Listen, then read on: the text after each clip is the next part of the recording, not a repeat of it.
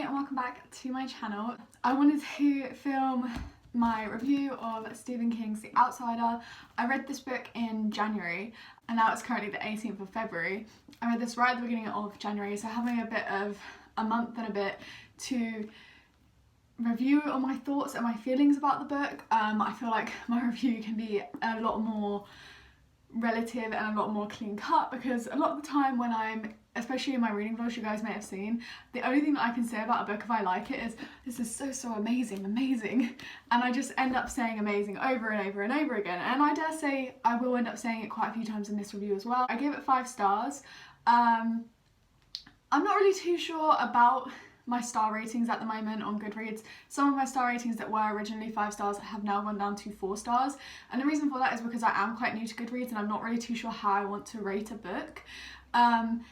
So basically, as I read more of Stephen King and more thrillers and stuff like that, and I rate them on Goodreads, it will depend on where my rating goes with this book. I can't see it dropping below a 4 star, so if it does drop, it will just drop to a 4 star. I feel as though this is a book that I could reread in a year or two's time, and I would find different things in the story to focus on, because I feel like I was very focused on trying to find who I thought was the killer, and turns out the killer is not the killer, if that makes any sense.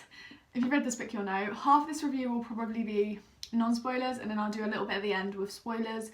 So I think everybody knows that this book comes with a little bit of supernatural twist at the end. That's pretty much spoken about quite a lot by a lot of people in their reviews. They always talk about the twist. For me personally, that twist came at the perfect time. The way that he plotted it to come worked really well with me. I thought that the twist came at the perfect time for me because it was just as I was starting to sway and become a little bit borderline on whether anything was going anywhere or if we were just going to hear the same thing over and over and over again. And I was a bit worried that this was going to go into like the just sticking to one part of the investigation kind of scene, but it didn't, and I'm really thankful for that. Our main character that we follow is Detective Anderson. However, we do follow different points of view throughout this story. I think that that was a very good idea from Stephen King himself, because having that split perspective allowed us to understand a bit more of the depth towards the killings and the killer and what exactly happened. The first killing and the main killing that we focus on is brutal. It's about a young boy. Maybe like if you're not really into brutal killings, don't listen to this next like 10 seconds. But basically it's about a young boy who is found to be raped with a stick up his bum, and you know it from the very first page of the book, so it's not really that much of a spoiler. But that is the main key case that has started the investigations up. Now, the best part about this book for me is the fact that one person can be in 2 different places at one time, and the evidence all points towards one person, and it seems like kind of like a straight line. If you guys watched White House Farm, the TV show that just came out, that was based on a real story, at least it just came out in the UK for us. It's about 6 episodes long, and you'll see that all of the evidence points to murder-suicide in that. But as the story develops, you kind of feel as though, oh my god, no, maybe it's not murder-suicide. And for me personally, this story had that same impact on me. The Outsider had the same impact on me. Like, I was kind of swaying with the idea of having one person in 2 places at once. It just wasn't possible. And I feel like that's where Stephen King brought in the supernatural side of things very interestingly. And I also like the way that when he first introduced the real killer, we see it through the eyes of a child. And that leads us, at least me as a reader, I personally was like, well, surely she's just imagining it, she's dreaming. And I feel like that was a very, that was an extra part of the plot that was very interesting, and it definitely worked in his favour, because I feel like most of us as readers, we know not to trust a child's instinct. Yes, a child sees things and they do say stuff that is true, but at the same time, a child's imagination is wild and it could be perfectly dishonest. And the depth that he chose to go with this killer as well, we looked into historical past, historical things in religion, and we look at all of these different options, and it really is our main character, Detective Anderson, who drives this force forward. Stephen King is not afraid to kill off main characters, main people in the plot. One of the main people in this plot is killed quite like close into the book. I think it was just like 100 to 150 pages in. He is dead. We don't get told anything from him. Like, he doesn't say we're like, there is, I don't know how to say this without spoiling anything. There is no, he doesn't give us any key information. He keeps everything concealed, and we don't know if this person had anything to do with it, to do with the killing, or to do with the two people in one, like the one person in two places at once. We don't know anything, and this killing was just unnecessary. It's thoroughly interesting the way that he's chose to develop a murderer, more of a paranormal murderer. The way that this murderer works is so interesting, and I really enjoyed learning about it in like more of the last half of the book. I thoroughly enjoyed learning and understanding more about this killer, and I feel like it's one of those things, like if you don't like going into a bit more depth as to why someone does what they do, and I'm not gonna lie, I did feel a little bit of sympathy for the killer in the end. Absolutely no way for the murders that he has committed and the way that innocent people have been put in prison and, you know, pictured as the worst people alive, but genuinely just because he had, it's not that he didn't have any choice, because he definitely had a choice, but he has to live as well, and I do feel sorry in that perspective because he does have to live as well.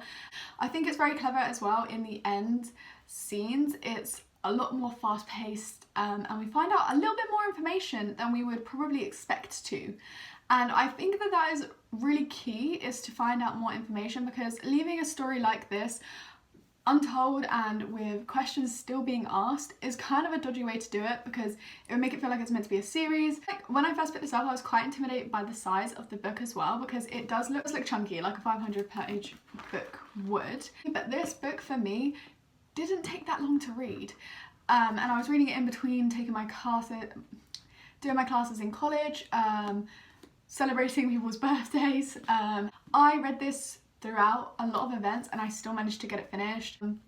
It definitely is a great first Stephen King book to read, so if you've never really read a Stephen King book, this I would say is definitely one of the ones to start with.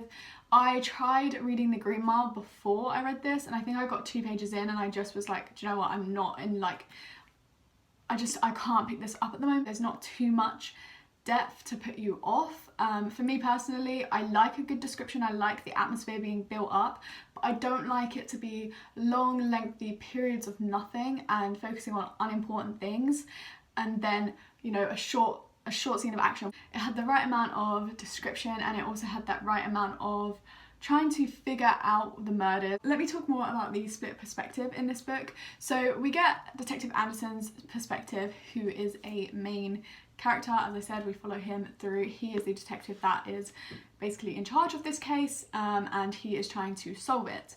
I wouldn't say that the characters are really developed in this book, and so if characters are something in a book that you really want to be fully flushed out and developed, this probably isn't a book for you. I don't think that the characters are focused on a ton. Like, we get to see grief, we get to see their reactions to the events that occur, but we don't know a huge amount about them.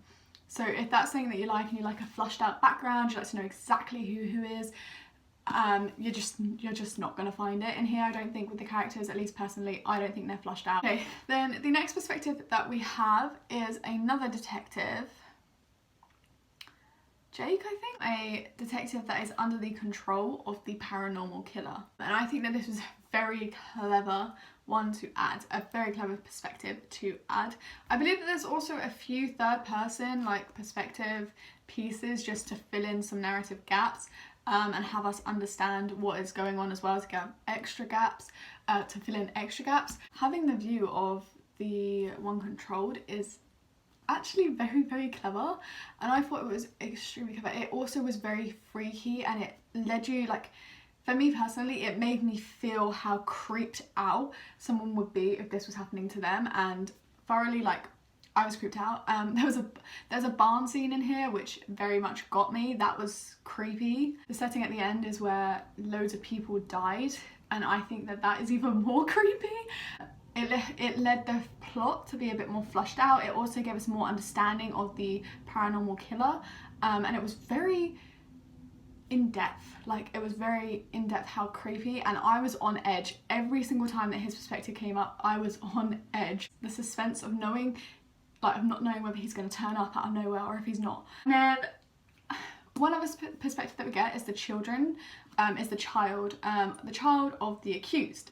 This is probably going to be where the spoilers start, so I would, if you don't want to be spoiled for the story, I would not continue. But basically the child, she sees the killer in its real form as he is transforming, cloaking himself into a different version, a different person.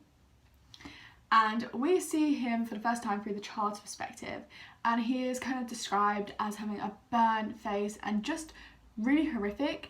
And he's also described as morphing his face from his ugly former self, hate to be rude about it, but from his horrifying former self to give him the eyes of her father, who is now dead, and he was the main suspect. And I think, like, that gave me goosebumps, that scene, but I also think that it was very clever bringing it in from a child's perspective. It makes it harder to believe. Like, for me, when I was reading it, I was thinking, oh, she's just having a nightmare. But the more real it became when they started, like when Detective Anderson, his point of view, was researching into history and into historical fiction, like into historical things, that historical myths that people were told when they were younger. And that's when it became a little bit more real for me, and it also, I feel like that's when when the twist came through and it was becoming a lot more in depth and a lot more of something that you didn't expect it to be. Finally, I'm going to talk about the ending scene. So basically this killer is chosen to go and hibernate in an area where mass killing happened. And it is in the caves, and basically these caves used to be able to be explored by children and families, and you would go in with your guide and they would guide you the way through the caves. Now this cave, 2 children went missing in, and they have never been found since. And still, in the end of this book, those children have not been found. And search teams, rescue teams went to go and find them, and half of the cave collapsed and multiple people died in the collapsing of the caves. When he's describing the caves and them crawling through to try and find where the killer is hibernating and trying to transform and reserve energy, is horrifying to me. I had chills. It was a very, very, very good scene, and it also helped with the explanation of how he feeds off of people's grief and people's harm. So like he feeds off of death. It's just amazing the depth that Stephen King went into for why this killer does what he does. When they kill the killer and he is finally gone, maggots and worms are like out of his head, and it's like he was filled with nothing. No organs, no space, no rooms. It was horrifyingly graphic. And at the end, you are left also a little bit on edge, because Detective Anderson is in his mirror and he feels as though he saw one of the maggot-y things come out of his skin, like come out of his nail, and then he wakes up in his bed, shocked awake. I really think that he flushed out the storyline and all of the things that he wanted to happen.